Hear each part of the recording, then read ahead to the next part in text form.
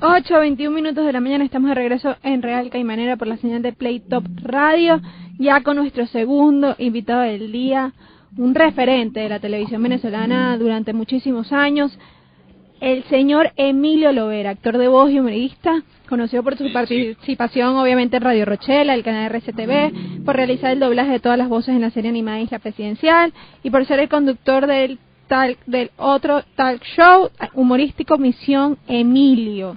Muy buenos días, Emilio, ¿cómo estás? Te habla María Santoro.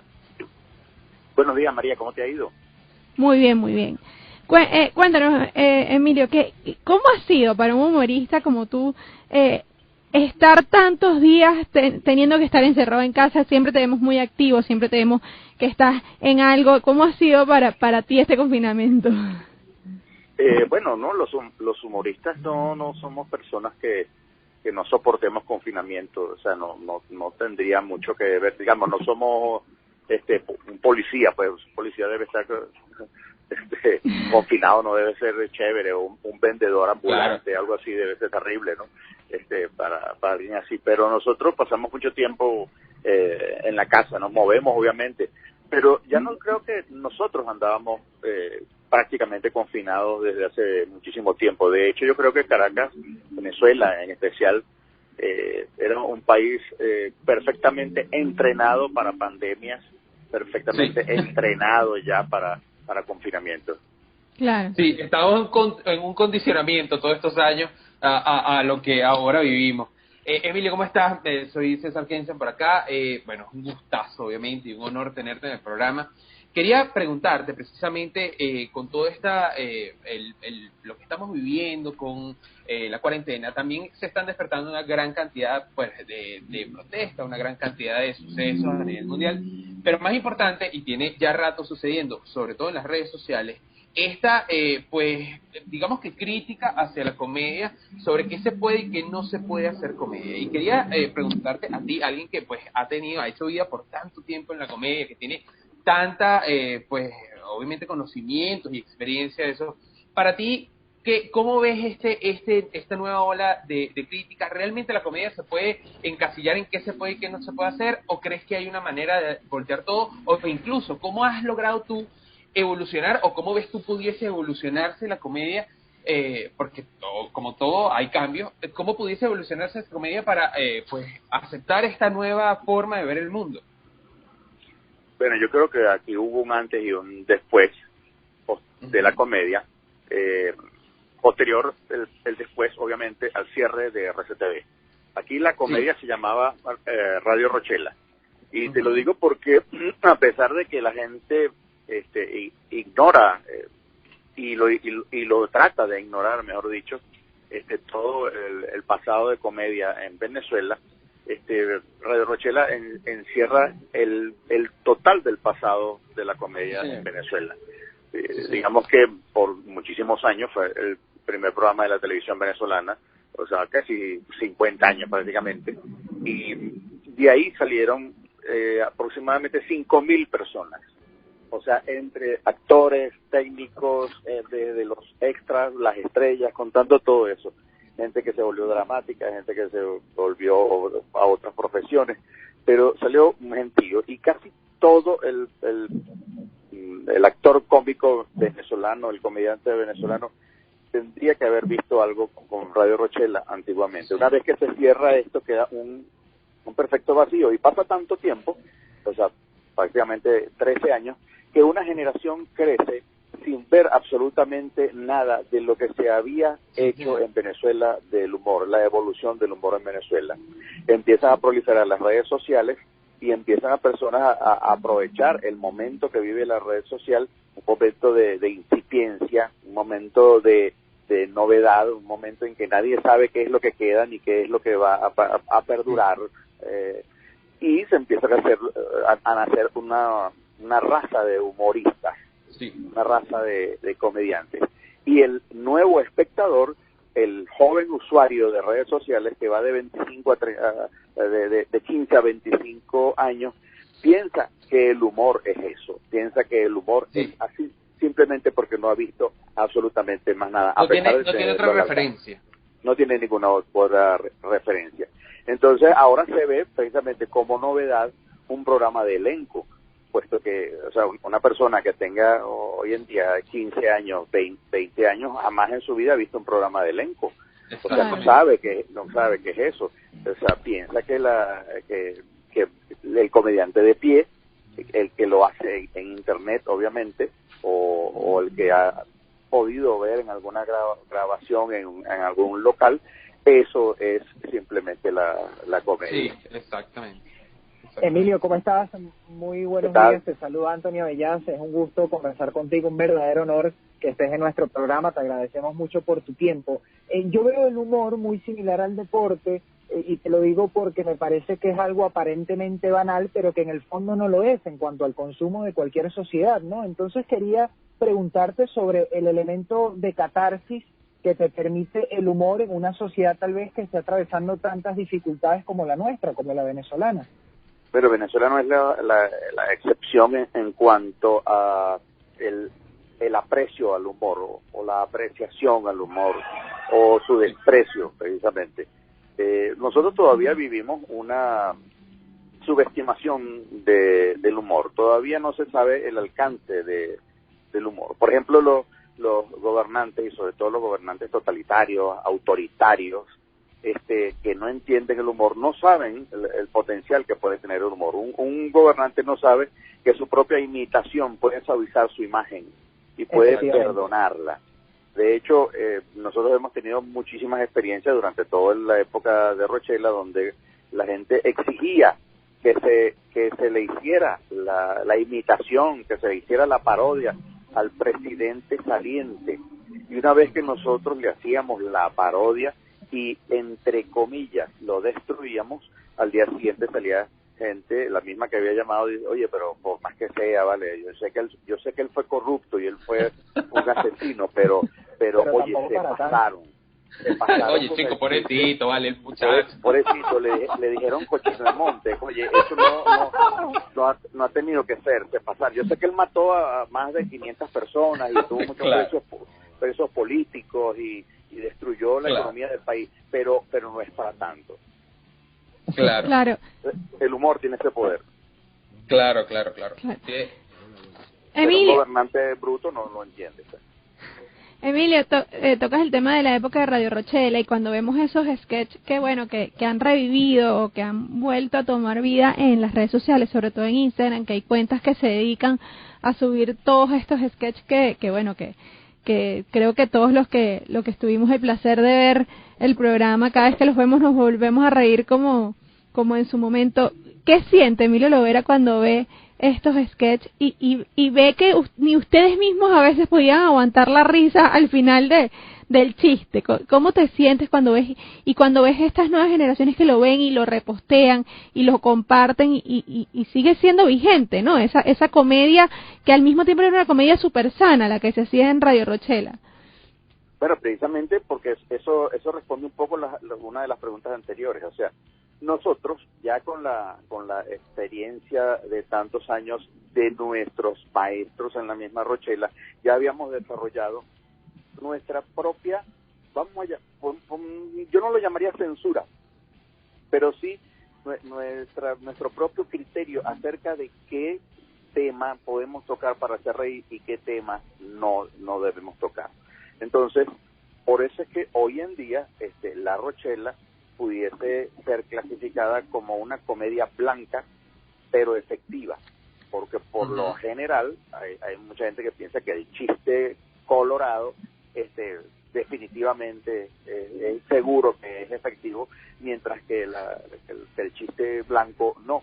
En La Rochela se comprobó lo contrario, que tú podías hacer años de comedia efectiva y creando un género, inventando un género que no se puede llamar más que género Rochela, que es donde ni siquiera los mismos actores pueden soportar la risa mientras están haciendo el absurdo que están cometiendo. O sea, el absurdo es tan obvio y es tan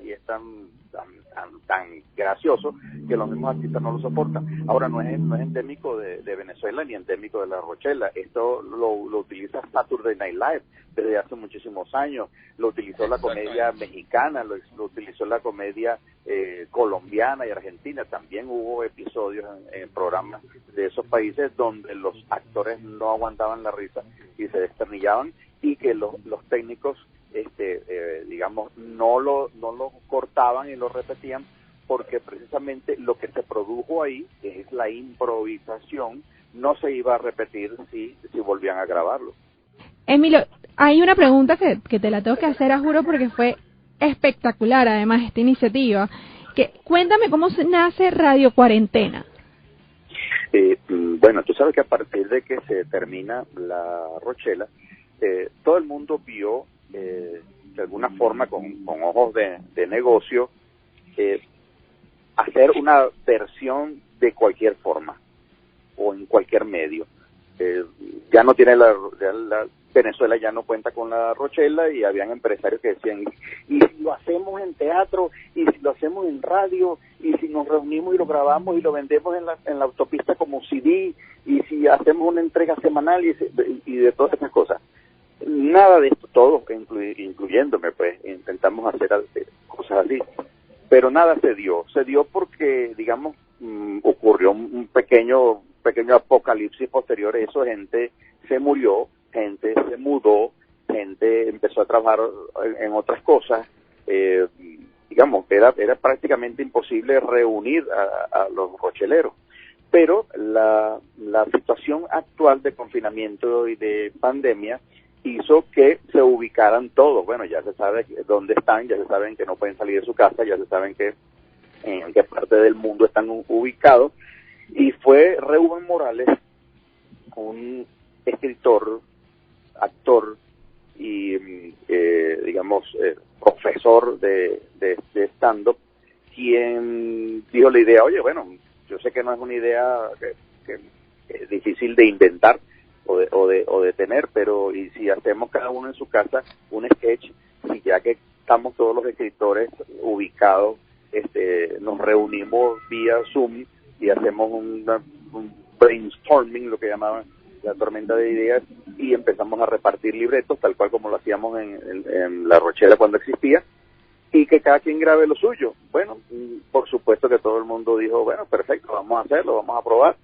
Y así fue como nació la Radio Cuarentena, un nombre inventado por Carlos Sicilia, y bueno, producido por una productora de Rochela, escrito por escritores de Rochela y actuado por actores de Rochela. Qué belleza, qué belleza. Emilio, fíjate, algo que ha pues sucedido en todo desde hace rato en las redes, con las redes sociales, pero que ahora en cuarentena como que se ha visto pues exponenciado. Y es algo que venía haciendo Radio Rochela, y tú particularmente, que es dibujar, digamos, el perfil del venezolano, cómo se comporta, ¿no? Una de las cosas, por ejemplo, que en este programa hemos dicho mucho, que porque lo hemos visto últimamente, nos hemos metido en las juntas de condominio, en los chats de juntas de condominio. Oye, vale, y uno ve una gran cantidad, un colorinche de personajes en el venezolano increíble. O sea, la manera en que se responde, la manera que interactúa. Quería preguntarte sobre eso. ¿Tú en algún punto has sentido que se te pierde la fuente de información de cómo es el venezolano? Tú que también describes y actúas este tipo de comedia, cómo es el personaje venezolano, o sientes que cada vez se va evolucionando, o que todavía hay mucho material por demostrar al mundo de nuestro comportamiento. Bueno, definitivamente las redes sociales han sustituido a la calle, que es lo que uno, digamos, frecuentaba para obtener toda esta información y convertirla en comedia. Los personajes, la gente, las costumbres, el lenguaje, los albures, como dicen los mexicanos, las comparaciones, todas estas cosas se encuentran todavía perfectamente en las redes sociales, y así como tú dices, un chat de una junta de condominio es una fuente inagotable de recursos humorísticos para alguien que lo sepa manejar. Igualmente un chat de una familia, un chat de un grupo de, no sé, de motorizados, o sea, cualquier cosa de esas, y aparte que se moderniza, porque se actualiza, mejor dicho. Sí. Porque estamos viendo lo mismo, pero una vía más cibernética. Entonces yo pienso que esto todo, digamos, no es nada nuevo, simplemente que el medio evolucionó y ahora lo estamos viendo definitivamente está más fácil. Emilio, para ahondar un poquito en ese tema que justamente tocas, ¿cómo es tu proceso creativo para crear, para materializar un chiste? Es decir, tú tratas de establecer una columna vertebral y luego te dejas guiar un poco por la chispa de la improvisación al momento de hacer tu performance, o tratas de guionizar todo lo que puedes. Bueno, mira, hay un poquito de todo. El proceso creativo se basa inicialmente en la observación, y el poder de observación es algo que el humorista lo tiene o lo debería tener innato.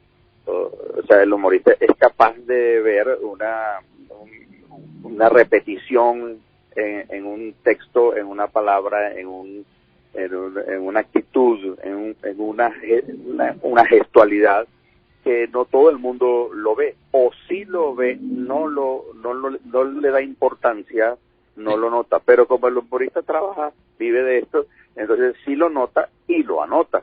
Esto sirve para construir un personaje, para construir una parodia. Posteriormente uno tiene que estructurarla en base a lo que es la estructura del chiste, que es la trastada inicial, como el sitcom, como el sketch, el desarrollo y posteriormente un remate. Y incluyendo, como siempre, la improvisación. Esto diferencia ciertos humoristas.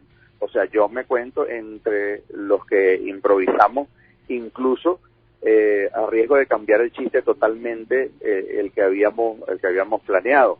¿Por qué? Porque la improvisación es el estilo que nosotros desarrollamos plenamente en Rochela, y el que descubrimos que incluso puede dar un mejor resultado que el ceñirse al guión.